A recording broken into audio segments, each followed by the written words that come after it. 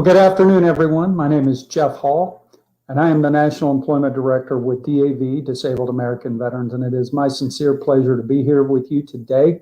And thank you to HillVets for hosting this important CAPCON, and I'm certainly hopeful that everybody garners a great deal of exciting new information or can share it if you're a presenter.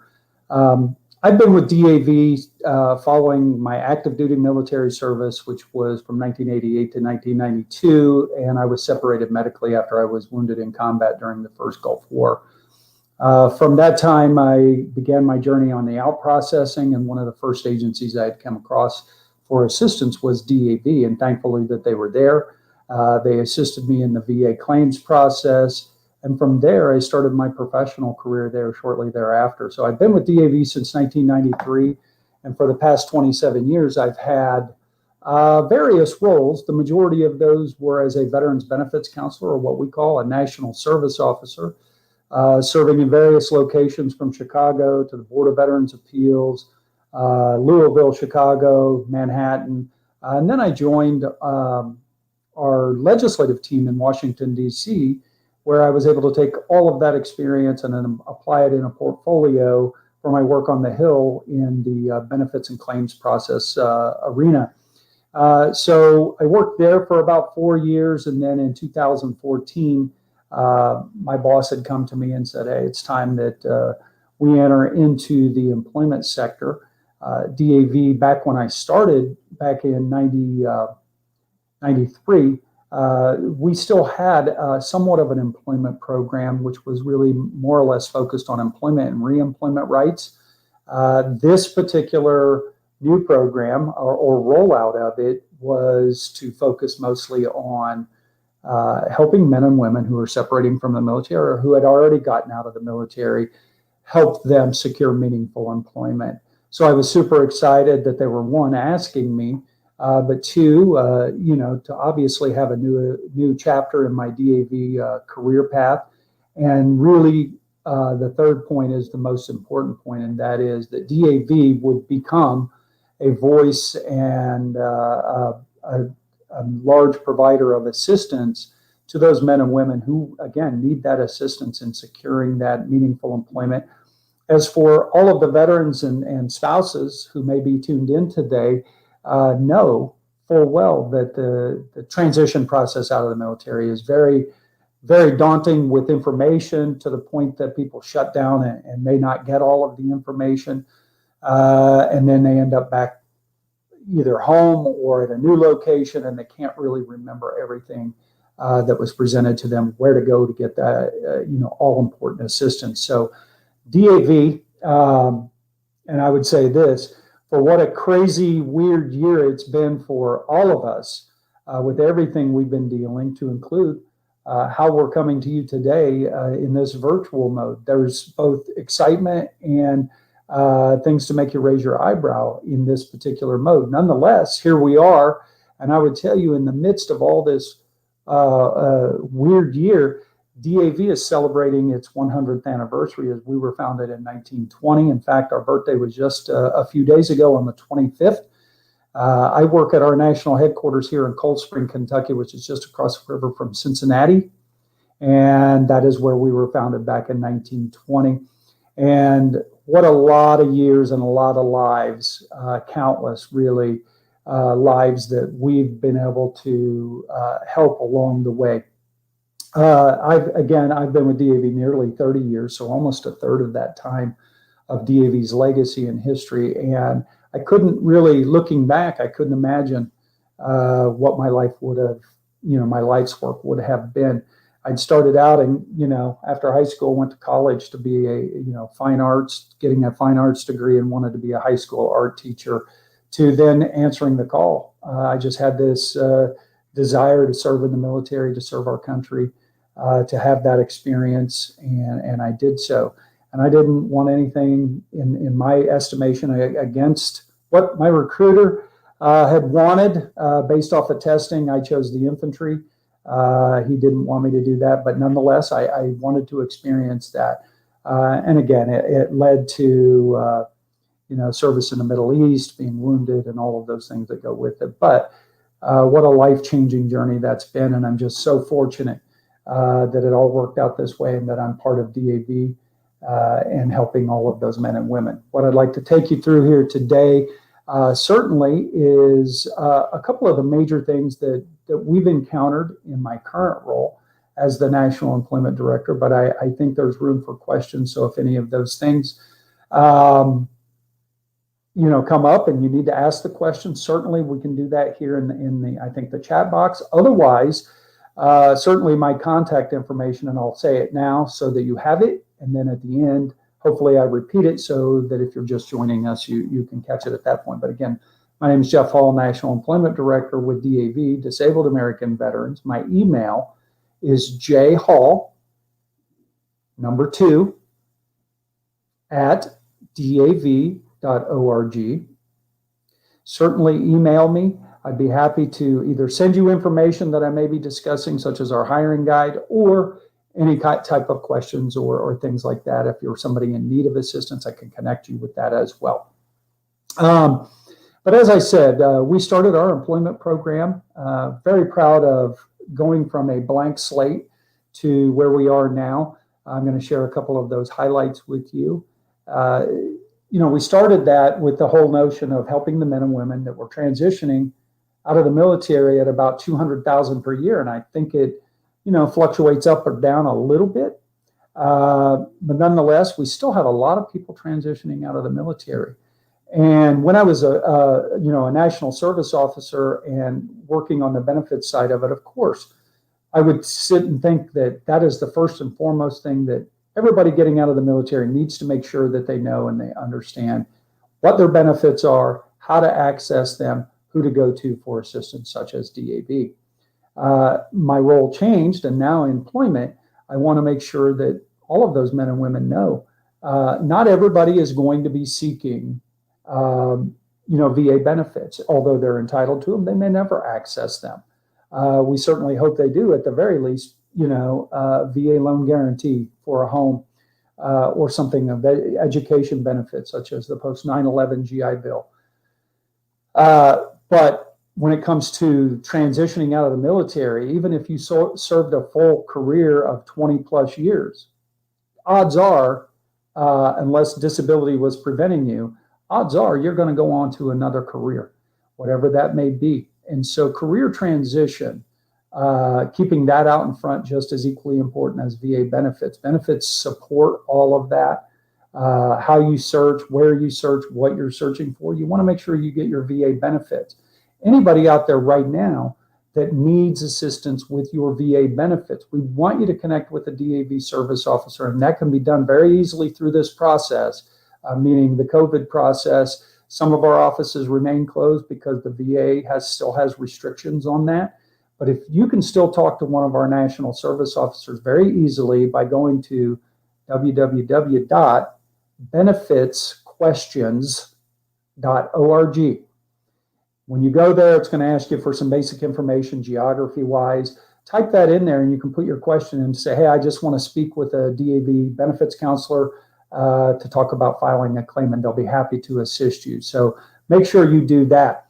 But the career transition out of the military was so important, and having a program dedicated to that was definitely of interest to me when my boss presented it. Certainly, having a dedicated program that could help men and women connect with employers of all different types. And as we all know, those of us that have served in the military, or if you're an employer that's joining, that there's an immense amount of diversity in the military in itself, but also inclusive of that are, the talents and skills and leadership components that veterans represent. Companies have come a long way in understanding, and I think it takes organizations like DAV or others to continue that message out there that companies know and understand that what veterans represent when they go into a career transition mode. And so there's been an education component with companies, but getting them to the point to understand and go beyond hiring veterans, the patriotic sense of hiring veterans, it's the right thing to do. Hiring disabled veterans, it's the right thing to do. And we want that message to be one step further, which is more accurate to say hiring veterans is the smart thing to do, and companies do know that. And so part of our program, we have about, what I like to segregate into 3 pillars of the employment program. We certainly have our online tools and resources that can be found at jobs.dav.org. I invite all of you to access that, whether you're a veteran spouse or you're a company. There's tools and resources for everyone there. It's easy to access. You just go to the website. There's no registration. There's no login, nothing like that. You can simply go in there and you can bang around in there and check out our job board that has more than 200,000 current opportunities in there right now, to companies that we work with, tools, tips, resources, things like that, whether it's mentorship, entrepreneurship, which is going to be growing even more in the coming days. But then also with a company, if you're a company, we have information in there like our recognition program. We want to recognize your company for the great work you do in hiring and retaining veterans and what you do in the veteran community, to our DAV hiring guide, which I'll talk a little bit more about later, so that that information is out there. With that, we have our online tools and resources. We also have direct engagement with veterans and companies alike. And I thought it would be more veterans than companies when we first were standing up the program. Nonetheless, companies come to us in a great amount, all looking for organizations like DAV, Veteran Service Organization. Many are just learning about it. A lot of that has to do with brand awareness, marketing, and all those things that go along with it. And again, DAV being 100 years old this month, companies are catching on to who's out there in the community and who they can go to if they have recruiting needs, or are they doing the right thing within their community, within their company, respectively. So direct engagement is the second component. And then the third component, which is kind of the largest time-consuming component, and that is we host right around 140. It goes up and down a little bit depending on how many virtual we do, but we host around 140 veteran career fairs each year. What that consists of is partnering with an organization, a company like Recruit Military, that's also located here in the Cincinnati area. We reviewed several different ones when we were first starting out. They had the best event, in our opinion, at that particular time, in way of company participation, and as well as both sides of the table, the veteran and spouses walking through the door, as well as the companies that were participating. And that's so important for veterans. Either they're transitioning or getting ready to transition, entering the transition phase, or they've been out. They've been out for a number of years and they're looking for a new opportunity or a better opportunity. So it's not a one-size-fits-all. It's not specific to any one group. It's not specific to disabled veterans. Disabled veterans will always be our primary focus, but it's open to all veterans and spouses, regardless of your time in service, whether you're still active and processing out, as I said, or you've been out for a number of years. Now, that's so important at this particular time because with the COVID-19, obviously, so many people, companies, and DAV was no stranger to that, along with Recruit Military.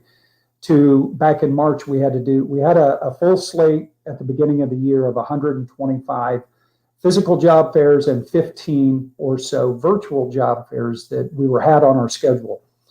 In March, we had to do a quick pivot because physical venues became impossible, started canceling for all of those reasons that we know and have become accustomed to in the last 6 or 7 months. With that said, we did a quick pivot to doing all virtual. So all of our events from mid-March to the end of the year 2020 have been converted to virtual job fairs. Some are over the top with attendance, and some are right on par with what we call a much more smaller, intimate type manageable event. So we do national events. Our largest national event that I participated in was just shy of 2,000 attendees and 100 companies. We do regional, so it could be Central Region, Mid-Atlantic Region, Southeast, Western. We do those by region, and then we also do then city or base specific events as well. All of those events, prior to, now, and following, when we can resume our physical events, that full schedule of events can be found along with our tools and resources I mentioned earlier at jobs.dav.org. Just click on the job fairs tab. If it doesn't automatically come up, you can see the full schedule by clicking on that tab. And if you're interested in participating in any of those or someone you know, just click on the hyperlink to the event. It'll take you to the registration. They're always free to veterans and their spouses. Come one, come all is the way I look at it. If you've never experienced a virtual job fair, the best way I can describe it, much like my presentation today, is you're going to encounter things that maybe you haven't seen before. A lot of things that you would really, expect. It's a public chat room space. You can come in and benefit from a lot of the questions that are being asked in that way. You can click on my name and talk to me privately, same as if you were with a company. And companies do like to do the telephone call or a video chat that we're all now accustomed to doing. And it's all great in that aspect. So be sure to check those out. And again, it's a great way, because the message there is certainly to make sure that veterans and their spouses know that companies are still hiring. They haven't stopped through this whole process. So make sure that you do that. And again, if you're a company looking to hire veterans or increase that with hiring disabled veterans, please go to jobs.dav.org, pick up our free hiring guide. It's going to give you a lot of things to include a checklist, do's and don'ts in your hiring process. We're very proud of that publication, or if you'd like hard copies, certainly you can contact me. Again, my email is jhall2@dav.org, and our employment website, jobs.dav.org. Thank you so much for what you do in HillVets and DAV with our partnership with you, and continuing all of the great work that you guys do. Thank all of you for attending today. And again, it's been my sincere pleasure to be part of this particular program. Thank you so much.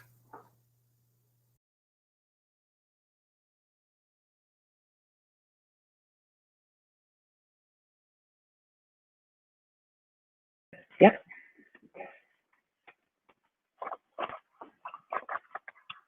Good afternoon, and thank you for joining the comms team panel discussion.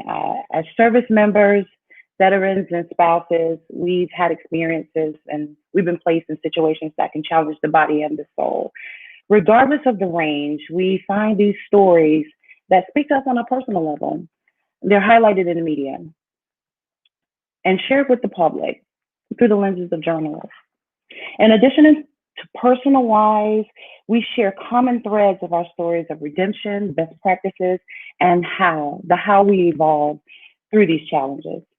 During our session as HillVets Protégés, we were provided weekly mentorship and immersive projects that left room and how we evolved through those challenges, and it left room for deep reflection. This led us to explore how military veterans and personnel are portrayed in the media and what draws people to our stories.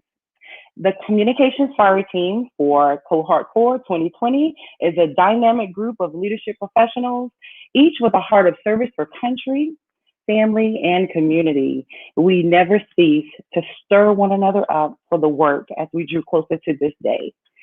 So without any further ado, I'd like to introduce you to our Comms Fire Team. My name is Kiona Harvey. I'm a U.S. Army veteran, spouse, mom, health educator, and commissioned health minister. And I support issues concerning maternal and child health, peace with justice, and gun violence prevention. And next up, we have Maureen Elias. Maureen is a U.S. Army veteran, proud military spouse, mother of 3, and she currently serves as an Associate Legislative Director of Paralyzed Veterans of America, where her portfolio includes veterans benefits, women's health, and mental health. Next, we have Angel Rich. Angel Rich is a military spouse. She's the co-creator of the MIT Hacking Racism Challenge and currently serves as the Vice Chair of DC Government Financial Literacy Council. And she's the founder and CEO of Wealthy Life, Black Tech Matters, and also the author of Black Women in Politics. We have Larry Provost. Larry is, he works for the Department of Veterans Affairs as an outreach officer for the National Cemetery Administration. And he's also served 21 years in the Army as an E7. He's recently commissioned as a second lieutenant. He's a chaplain and the Army National Guard. And Mr. Provost is here on his personal capacity during his time off. and Keegan Corpola.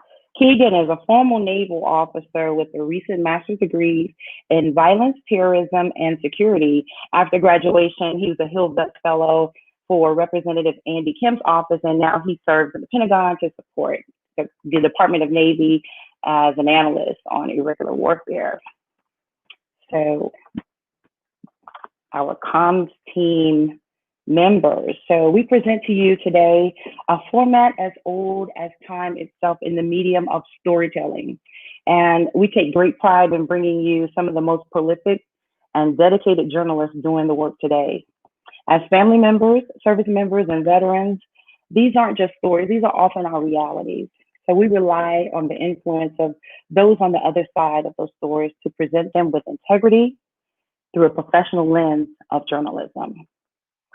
Dedication and the power of allyship is used to move listeners to action by shaping the narrative in a powerful and meaningful way. So our theme is leading the paradigm shift, the powerful voice of civilian allies in the media. And it is with great pleasure that I introduce you to our esteemed guest today. We have on our panel Andrea McCarren, who's the Vice President and Chief Content Officer at PenFed Digital. She's a multi-award winning, and she's a fierce supporter of military and veterans families. And she was the 2019 Top HillVets 100 for supporting veterans, and happy belated birthday, Andrea. Thank you for joining us today. We have Leo Chain, former reporter for the Stars and Stripes, now deputy editor for the Military Times, where he covers veterans affairs, White House issues. He's a multi-award winning journalist and covered Washington, D.C. for the past 15 years. Thanks so much for joining us, Leo. Yeah, thank you for the invite. And Lauren Katzenberg, she's editor for At War at New York Times with a background in foreign policy and journalism. Lauren has deepened the New York Times reporting on war and conflict around the world. She grew capacity as a former manager, director, and editor, and co-founder for Task and Purpose, and it reaches audiences near and far. Lauren, thanks for joining us today. Thank you for having me. Awesome. We have such a great panelist. I won't waste any time. I'm just going to jump right in. So to start off, I'd like to give each one of you about 5 minutes. Is that going to be okay?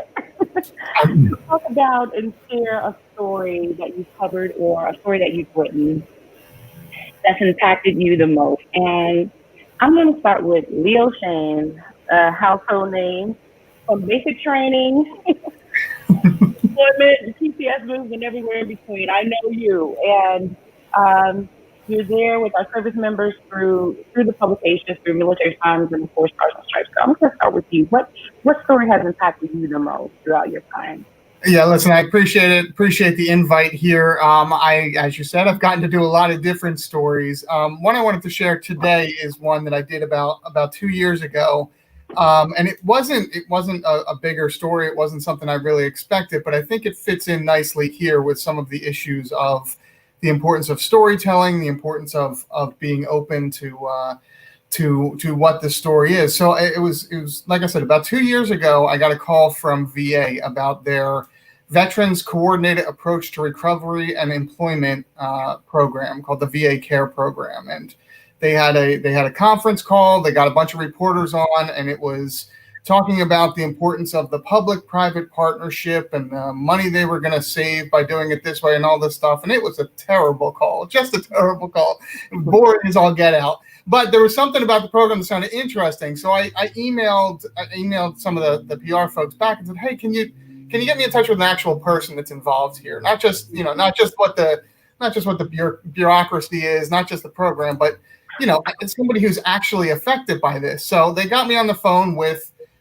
this former soldier named Bob. And Bob had PTSD. Bob had been some roadside blasts over in Iraq. And when he came back, he was doing well with his treatment, but he couldn't really find a way to get a job. Couldn't figure out what he could do. Didn't feel really confident. So VA put him into this program in its initial stages, and got him a job agent. Got him an agent who went out, and this guy said, "What do you want to do?" And he said, I don't know. I can't really do anything. I can't be around crowds. I can't be around loud noises. The guy said, what do you want to do? And the Bob told him, look, I'd love to go back to a baseball game, but I can't do that. Like, I love baseball. Gets a call 2 weeks later, and the Indians minor league team has offered him a job as a statistician for them. And he says, are you crazy? There are crowds there. There are fireworks. I can't do this job. This is ridiculous. I would love to be at a baseball game, but I can't do this job. They say, look, we're going to bring you in. You've got a small office. If you feel overwhelmed, we can do stuff. But, we think they're set up well. He goes, he starts trying it out. The crowds are a lot at first, but then he gets into the office. It's a smaller office. He feels comfortable. He starts to go out on the concourse more. He starts meeting with the baseball players. He starts to broaden his thing. He gets going early on fireworks night, so he doesn't have any concerns.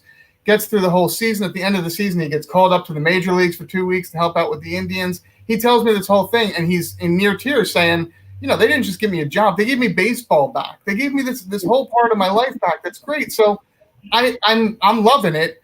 I write up the story. I think it's just this fun short story. Really connects with me. Really connects to I think a lot of our readers. And as soon as I write it up, as soon as it publishes, I get a call from my friends over at VA who said, hey, you didn't really talk about the public-private partnership. You didn't really talk about the cost savings that were going to be involved. You didn't talk. And I'm near screaming saying, you've got this story of a veteran who got baseball back, who you've reconnected with this whole part of his life. And you guys are worried about the cost savings part. So look, we all go into stories, reporters and PR folks and congressional offices and even the subjects. You've got this idea of what the story should be, and that's good. You should have an idea of key topics you want to hit and ideas you want stuff, but don't get lost in specific things and specific talking points and miss what may be an even bigger and better story there. It would have been really easy for me to just say that was a boring press conference. I'm not writing it up. And I feel like I would have lost out on what was just a story that I feel really connected with our readers, really talk to some folks about, hey, there's a service out here that is more than just some nuts and bolts and filling out some paperwork. So, really good topic, I think. That sounds amazing. I like the way that you put a face with the name of the soldier, as far as not just saying, this is his situation. This is, I want to talk to someone. And you were able to physically talk to Bob, and he could tell you what he wanted, what he needed. And that just goes to show that accommodations, that's a very important aspect of veterans' life. And you gave him a better quality of life. So thanks for sharing that story. That definitely made me smile. And who doesn't like baseball? Come on. Right. So let's see, Andrea. I'd love to. Kiona, it is so great to be here with all of you and meeting Leo and Lauren virtually, finally. And, just by way of background, I am actually a recovering journalist. I spent 32 years as a television investigative reporter and always anticipated I would play out the rest of my career. And then by raising service dogs, I think the best thing that's ever happened to me, all of the good things in my life now were all a result of doing community service, giving back to someone else. I did it by way of service dogs, and that sort of embedded me in the whole veteran military community. So I have to say, in terms of the best stories, like I loved hearing Leo's because it evoked an emotion. When I'm approaching any type of material, I always look to evoke an emotion. Is it anger? Is it joy? Is it happiness? It could just be, I didn't know that. But every piece of video, every line of every story, we hope to evoke. We want to move people. There's so much noise out in that multimedia landscape that we want to make sure, like Leo's story, that it's memorable. And I have to say, you can take the woman out of the newsroom, but you can't take the journalism out of the woman. And now I am a professional storyteller leading a team of professional storytellers for PenFed Credit Union. Why is a credit union doing this? Because our core audience, we're a $26 billion credit Union, the nation's second largest, and 2.2 million members, and our core audience is really in the military space, the veteran community, and first responders. And I have to say, the story that we released yesterday, it's our first docuseries, is now one of my favorites. In this time where the military suicide rate, the first responder suicide rate is just skyrocketing, and in the general population as well, I took a look with my team at something known as the stellate ganglion block, or SGB. It's actually been around for decades as a treatment for chronic pain. But we went to this doctor in Chicago who's really been using it to great success since 2014 as a treatment for post-traumatic stress. He also argues that post-traumatic stress is not a disorder, but an injury that is a biological injury that shows up on brain scans, and he showed that to us. So, working on my news background, and I hired a bunch of journalists for our team, is we decided we would find people to follow through the process for at least 1 year. We traveled to Chicago about 3 months ago and followed 2 combat veterans and an ICU nurse who was treating COVID patients in New York City in a hospital. We followed them through the procedure. It is a 15-minute process. It's an injection in the neck into what's known as the stellate ganglion, which is it's like a bundle of nerves that controls the brain, the amygdala, the part of the brain that's flight or fight. When an amygdala is overactivated, someone experiences all the classic symptoms of post-traumatic stress: irritability, sleeplessness, hypervigilance. And what I love so much about this story is that it's the first time in a while I've really seen people with hope. So what was extraordinary, I gathered 3 people. Originally, we had a larger pool because, you assume over the course of a year, somebody's going to drop out. And I figured with 3 of them, one of them was bound not to work. But there was this immediate reaction. People who went into the procedure just angry, just feeling hostile, on edge. They were smiling, laughing, and singing right after. And I thought, well, maybe this is the placebo effect. So we traveled around the country to visit with these people 3 months later. And they are, well, I don't want to give away the punchline. That's good. They are dramatically changed. And what I like is our job as storytellers is not just to evoke emotion, but to inform. And I really believe there's a lot of people who may be interested or really should research alternative treatments to just medications. So very excited about that. And you can go to PenFed credit unions. We have it on Facebook Watch, LinkedIn, Twitter, Instagram, YouTube, and I've also been sharing it on my personal pages, Andrea McCarren. So thank you so much, Andrea. That's such a beautiful, powerful story. You said one of my favorite words, hope. And that's important to our military and veteran communities and our families. Hope. Lauren, tell me about a story that you've written or that you've been a part of that just really was impactful for you. Sure.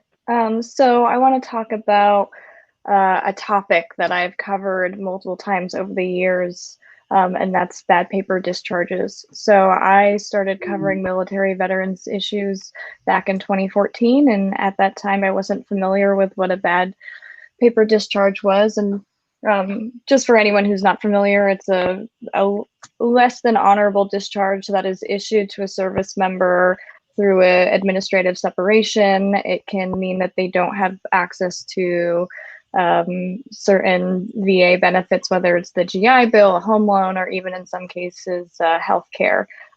In years past, it has guaranteed not having access to VA healthcare. So I started learning about it, and at the time, I would say 2014, one of my writers pitched this idea of following this small group of veterans who were going to Washington to advocate for reform around bad paper discharges, because what research has been showing, and this has been showing for decades, is that service members who commit misconduct often have high rates of mental health or traumatic brain injury, and that is what is leading them to do something like, abuse alcohol or smoke marijuana. And especially for the post 9/11 generation, that is what was leading to many of these service members who are being discharged.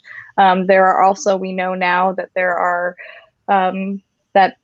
people of color receive bad paper discharges at higher rates than white service members, and also people who have suffered from a military sexual trauma have also received bad paper discharges. And for years, there was so much stigma around having a less than honorable discharge that you didn't talk about it, or if you did, I would see this on social media, that people were just attacked because they didn't have that, that DD 214 that said honorable on it. So when I was the editor at Task and Purpose, we did this story about this group of veterans that was going to Washington to lobby for reform.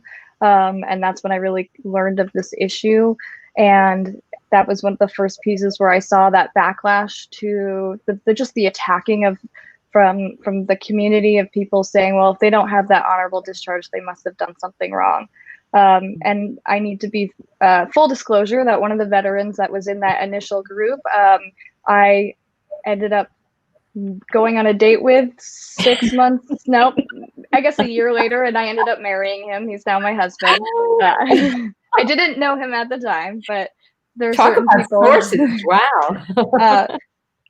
So as I got to understand this issue, both through my husband and through our reporting on this issue, I just learned so much about how so many hundreds of thousands, service members have been forced out of the military with this bad paper. And it just leads to, we know now that it leads to higher rates of unemployment, higher rates of homelessness, and suicide. And I would say that slowly over the last few years, as more and more people are talking about it, we have seen some policy reforms go into place so that veterans, even if they have an other than honorable, they can still receive mental health care. There are services that have put in place that if someone is being administratively separated, they should be evaluated for any mental health issues first to make sure that it's not tied to PTSD or TBI. But this is an issue that has dated back to World War II and before. And so one story I just wanted to share that we started working on at the New York Times last year was about this Korean War era veteran. He had not served in Korea in that war, but he was a private in 1955, and he was a young Black man, and he went into one of the NCO clubs and ended up getting in a fight with a sergeant. And because he got into this fight, he was discharged from the Army with a dishonorable discharge. And that, denied him all benefits from the VA his entire life. He still went on to live a life of public service. And then in 2019, he was dying. He was sick, and his family wanted to be able to bury him in a veterans cemetery. But because he had this dishonorable discharge, he was ineligible. And there was this great legal team that were working to try to get his discharge upgraded, and it had already been rejected. And so the Times, we did the story about the service member. His name was Nita Mays. He lived in Brooklyn, and just by telling his story, it caught the attention of the Army Secretary. It was Ryan McCarthy at the time, and his discharge was upgraded to an honorable. Actually, it was unfortunately weeks before he died. He died on Veterans Day last year. But because of that, he was able to be buried in a veterans cemetery, which had been essentially his dying wish. So, I think that the reform around bad paper discharges still has a long way to go.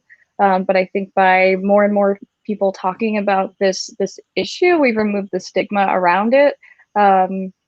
and, you know, create more ways for there to be fewer instances of bad paper and also more access to upgrades. Wow. I'm almost in tears. I tell you, the power of storytelling, right? And the stories of redemption, as I mentioned earlier, before I brought you all in, that's what it's all about. And I heard you all talk about things that move the soul, that soothe the soul, that lead people to a better quality of life, even policy change and issues. Within the health education, we see the effects of how to properly plan and execute a experiment of sorts. And, you know, hearing about what you have with the SGB, Andrea, is amazing. And just knowing that you all are doing your part to make sure that our veterans are getting what they need. And so that leads me to another question that we have about the power of storytelling. I mentioned I'm almost in tears, and I'm quite sure everyone else is as well. And sometimes we think about research and the data and the information, and you know, it makes the stories memorable and it makes us credible as journalists. I get that, and there's an important element to it. But I want you to talk a little bit more about the impact of this framework. I mean, you can just go back in and tell me more about how it's changed your profession. Anyone feel free to jump in. I won't call anyone out. But.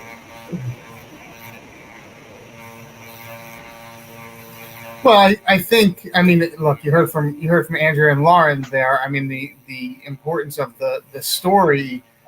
You know, the facts are there. The facts are important. You know, there's a new PTSD treatment. Yes, bad paper is an issue, but you've got your you know, your assumptions of what that means and what those people are. You don't have, you know, if you've got, I can write a quick story today that just says, hey, there's been some promising new research that could help PTSD. But if you're talking about a year's worth of people's lives and seeing them come and seeing them change, it's the emotion, it's the impact. You can connect to that. And bad paper is a great example. I mean, I think a lot of people, when they hear dishonorable discharge from the military, they have a thought. They think of somebody who was a jerk or was, you know, abusing drugs and shouldn't have been. You know, some infraction. They don't think of somebody who had an undiagnosed TBI and didn't get the help they needed. They don't think of somebody who was a military sexual trauma victim who didn't get the treatment and was forced out, now has a lifetime of consequences. So that,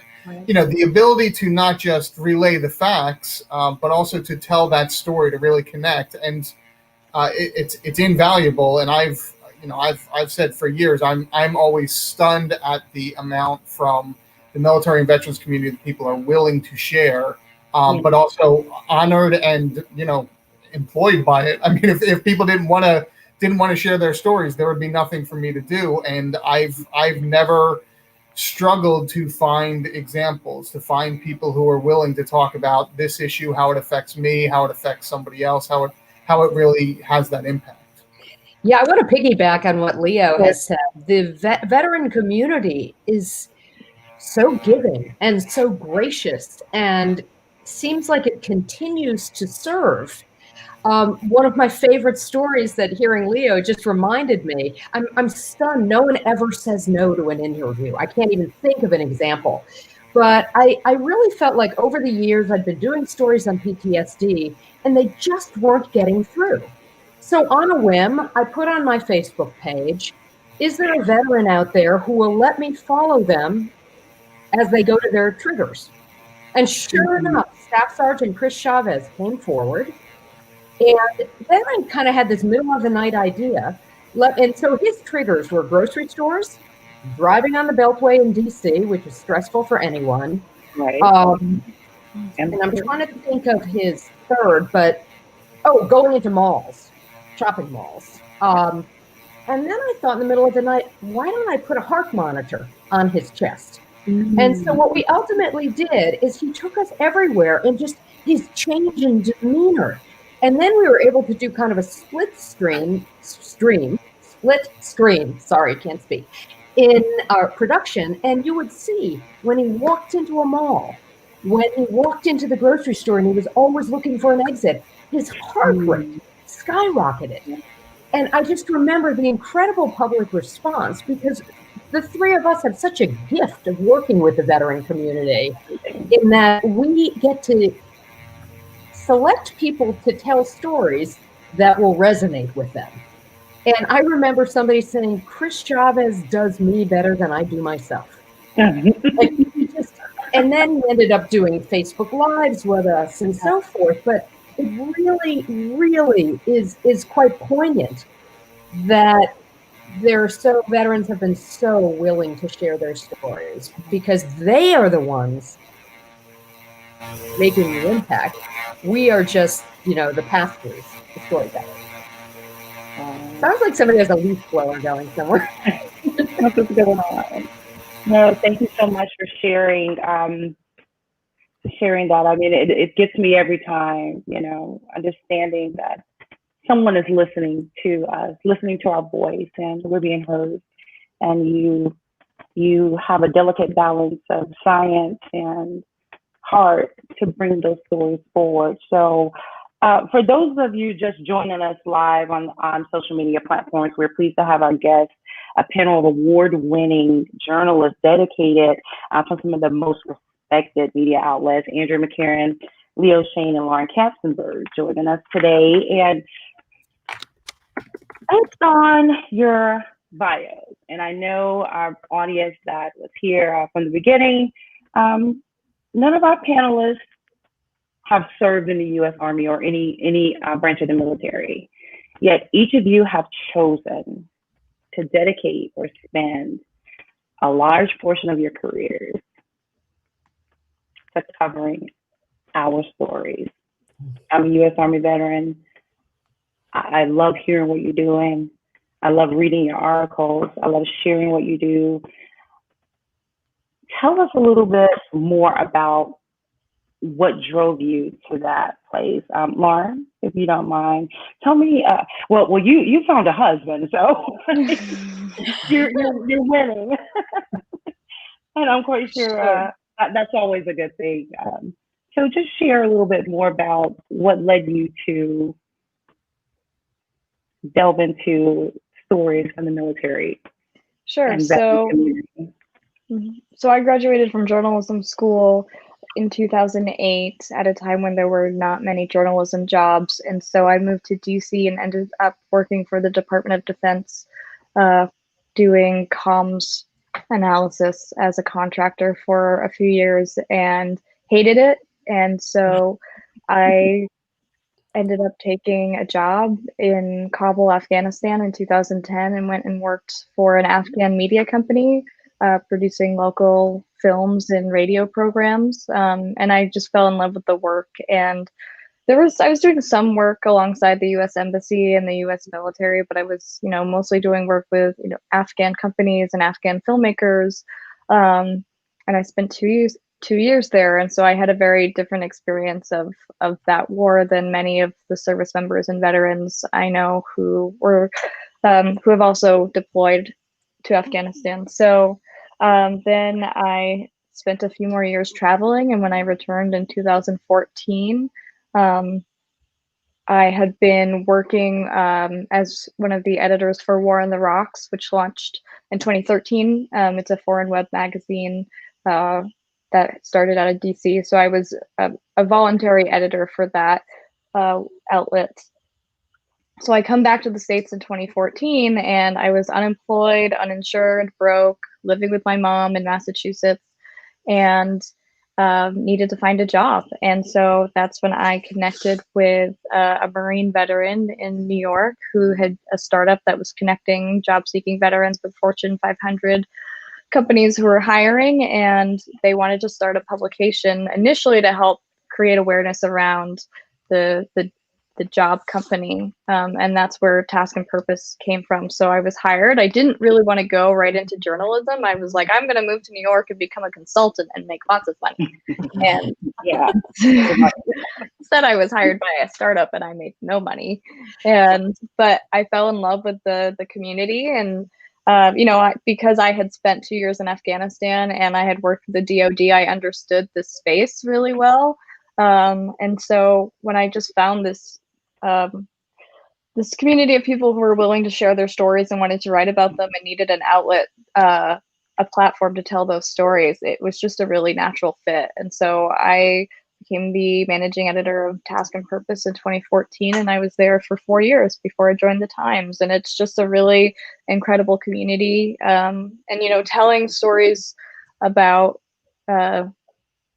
war and being a veteran. I mean, so many of those themes are relatable to anyone, and so we can really tap into the human experience by allowing people who experience war firsthand to share what happened to them or what they witnessed. Thank you for sharing, and you're quite an adventurous person, Laura. Your professionalism is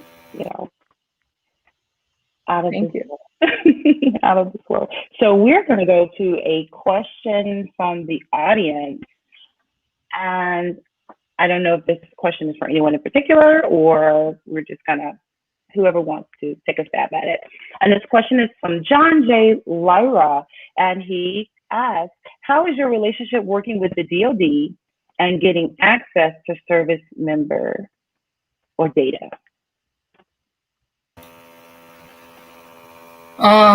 Well, how we're grading on a curve here, I think, because I've been doing this for a while, and it's never been good. So it's not worse than it has been. It's not, give me what you got.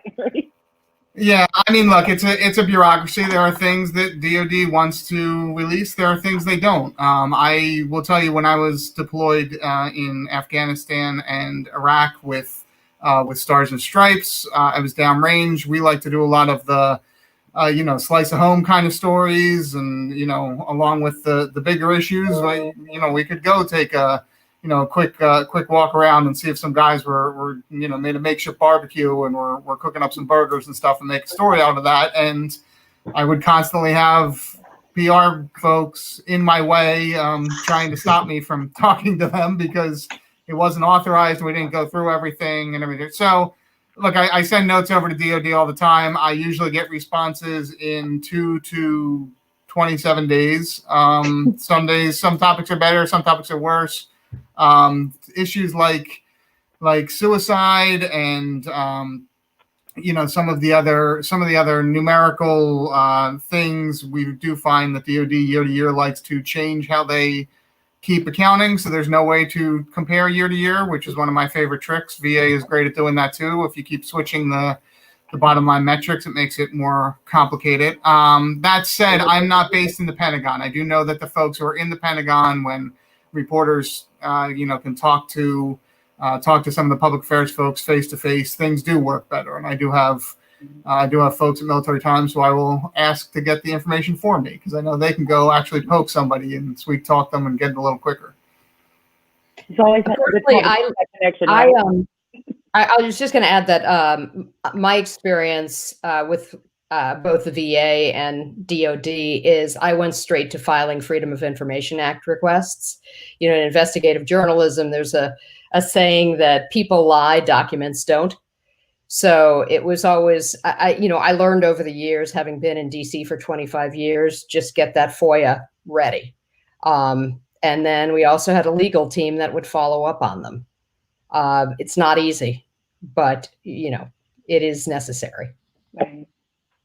Once again, we rely on you all to get the information, get the goods, and get the story out. So as you've all noticed, each one of our cohort panels today, they centered around the topic of community. And I hear each of you talk about the impact that your work has had on the community, how you've embedded yourself in the community, and what community means to you as a whole.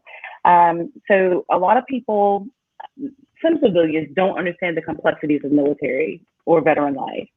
And there's a lot of that goes into the transitions process, even in the retirement piece. So what role do you see journalism as a profession playing in bridging that gap between the understanding of our civilian allies that we hope to continue together and our military? How do you want to bridge that gap? Well, I think one of the big issues is not having enough people with military experience in newsrooms. And so I'm a big advocate for newsrooms hiring veterans. And, you know, that can strengthen a newsroom's coverage of conflict, of the military, of the VA.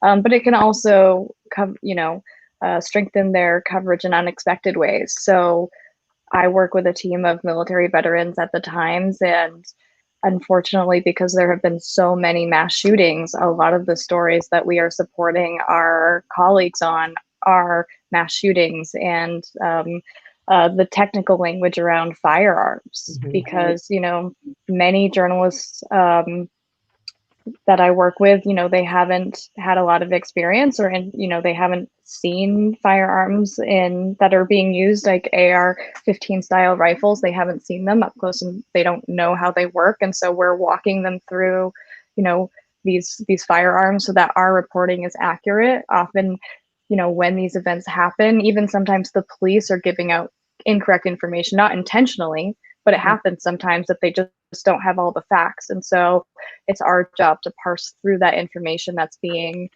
given to help our reporters, you know, get that information right and make sure that when we're explaining to our audience what's happening, we're not adding to any more misinformation that's out there. Because unfortunately, we have seen, you know, in cases where, you know, media outlets have put out information around shootings that's incorrect. And then there's just a lot, you just discredit yourself and like the media industry even more. It's never intentional, but that's just one example where you have people with this expertise that they're bringing to your newsroom, and they're going to strengthen your coverage. And by doing that, they're strengthening a relationship with your audience. Awesome. Yeah, Lauren, you've spoken on other panels about unconscious bias and the culture carriers and the importance of the voice. So it's great to hear you really put that into perspective for us today, and thanks for that great work. Bridging the gap. Andrea, I love the dog, so talk about how, I do, talk about how that bridges the gap, the divide for maybe veterans that suffer from PTSD or anything where they would need a service animal. Yeah, I always, on my bucket list, I was raised with dogs and grew up training, showing, and judging dogs. And it was always on my bucket list to raise a dog for a wounded warrior. I had absolutely no idea that would completely change the course of my life and my career. Because when you have a cute dog wearing a vest, people are going to stop and ask questions. Absolutely. And I'm very tight with the recipients of my dogs. In fact, one who's a double amputee lost both his legs in Afghanistan at the age of 25. We keep in close touch. He's coming to visit me next week. But it's really through their eyes that I was able to really get a pulse of issues in the military community, and particularly in the veteran community. And one of the reasons veterans really like these service dogs is it takes first of all, they know a whole number of tasks that are very helpful in day-to-day life, but it also takes the attention off of them. I happen to live near Walter Reed, and you see amputees out and about, and I don't think twice, but you can see people looking and whispering and asking questions.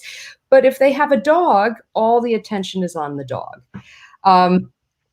So it was funny, I'd been working in television news for so many years. And my dogs, I raised 2 service dogs in a newsroom, and they became these sort of social media newsroom hits. And I was walking in downtown DC on the mall one day, and this gentleman just fell to the ground and said, "Is this Nigel? Oh my God, I can't believe I'm meeting Nigel." He was completely starstruck. And he said, "Nigel," and then he named the name of one of our news anchors, "are the reason I watch at 11 p.m. every night." And I said, "Oh, well, thank you so much. We really appreciate that." And he looked up.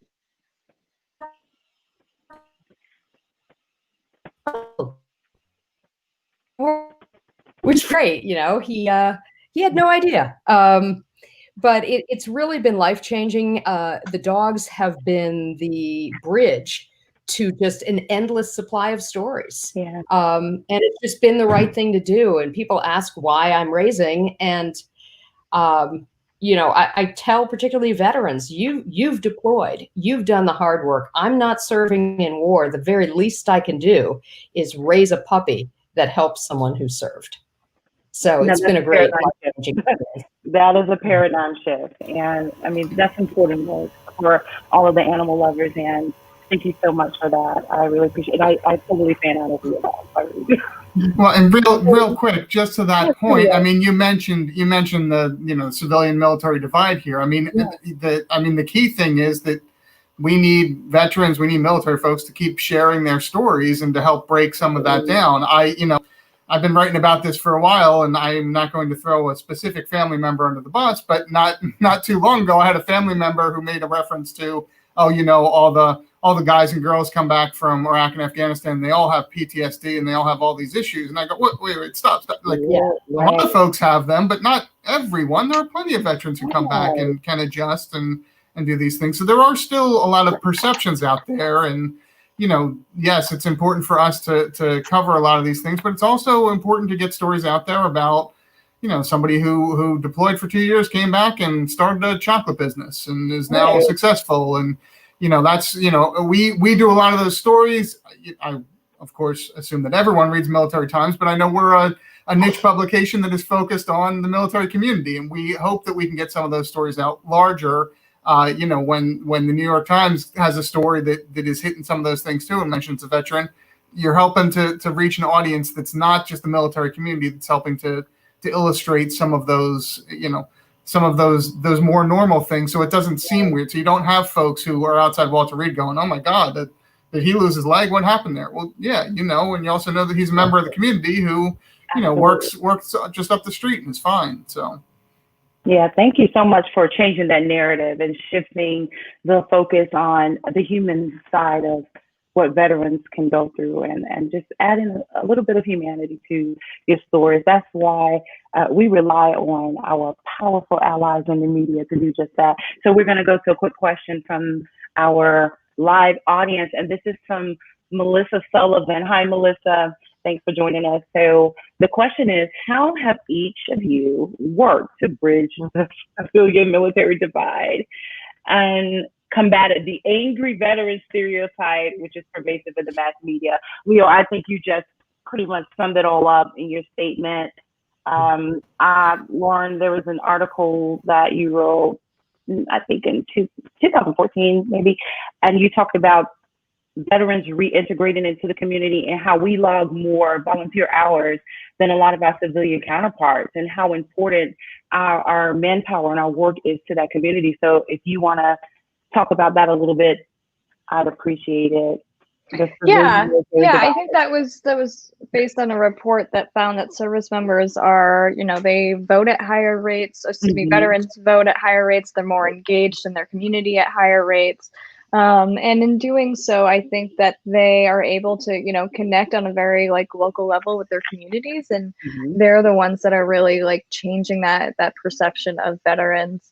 I think, you know, when you talk about the veteran stereotype in mass media, I mean, unfortunately, it hasn't gone away entirely, and we see, you know, instances where that stereotype gets reinforced. But, you know, I also think that the dialogue is changing a little bit. I mean, you know, it's telling service members and veteran stories, but also just, you know, giving voice to the people who the medical side of this, that is saying that, you know, service members and veterans with PTSD are not violent criminals. Like, that is not a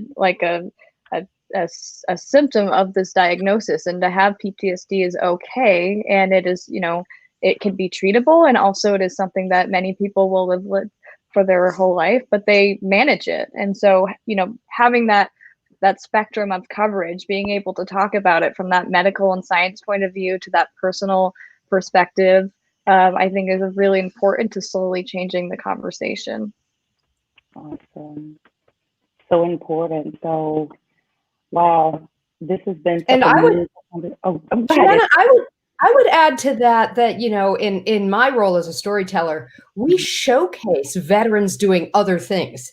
They're Right. not complaining, they're not angry. In fact, a great example, you all know Maureen Elias as, you know, a great comms person, but I know her as a stand-up comic. And, you know, one of the greatest nonprofits out there, and it's a great way to bridge the journalism civilian, military civilian gap, is through terrific nonprofits like the Armed Services Arts Partnership that takes combat veterans, teaches them comedy, stand-up comedy, storytelling, improv. And you know, that's something everyone can relate to. In fact, they do a virtual show every Friday night. So, you know, and I think community service is always the key. I've participated in community service events where civilians are shoulder to shoulder with veterans. And I think when you get to know the person, you know, regardless of the uniform, that's where things really start happening. Awesome. Maureen, you're going to want to Really? hear a stand-up live here soon. So, Real quick, I just want to throw one story out there. I got about back in 2012, I think, I got to go down with Team Red, White, and Blue, and I know a lot of our viewers know the group. I got to go down to Texas for a special event they were having with some ultra marathoners and then some veterans who wanted to get into longer runs. And I was talking to one of the civilian ultra marathoners, you know, about what it was like and why he decided to do this and everything. He said, yeah, I got to be honest, like, I was really worried about coming down here because I was afraid there was going to be a whole bunch of like veterans who had severe PTSD and like couldn't talk to people and couldn't adjust. But like, these guys are, you know, these guys are all good. And these girls, they're doing great. So it's fun. And I said, well, like, I've talked to a bunch of them. You know, Jim over there, he's got pretty severe PTSD, and this is one of the few times he's been out of the house. And he's like, yeah, no, but like I meant like he can't talk to people and he's afraid of stuff. Well, yeah, no, that's Jim's story. No, he's fine. He's good. So the more we can share those stories and the more that the community can get those stories out, the more you start to see that breakdown, the more you start to see, oh, okay, you know, somebody's in a car accident, they can have PTSD too. That doesn't mean that everybody who's in a car accident they should be afraid of. But we throw around terms. We have ideas of what going to war and coming back from war is. So we just fall back on those stereotypes. Wow. Thank you so much for, once again, this is why we wanted to have you all highlight your voice and your stories and what made you choose our stories, because you are such passionate storytellers and you do it with such humanity, and you just give it such a zest for life. It makes us want to know more about it. And veterans, we aren't all bad. You know, we've got some good things going on. So thank you so much, Leo, Thank you, Andrea, for sharing your perspectives with us today. So our call to action for HillVets and for the community at large that's watching and sharing with us today is to, if you come in contact with a service member or a veteran, listen to our stories. Ask questions, but moreover, do the deep listening and understand where we're coming from, understand our perspective, and you'll be off to a great start. If you're a veteran and you're not sharing your story, start. If you're a veteran and you're sharing your story, continue to share.